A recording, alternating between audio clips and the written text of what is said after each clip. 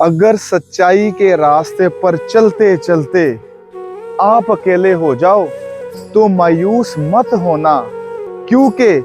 अकेला सूरज ही सबको रोशनी देता है। दुनिया में कोई किसी का नहीं, वक्त के साथ सब बदल जाते हैं, रिश्ते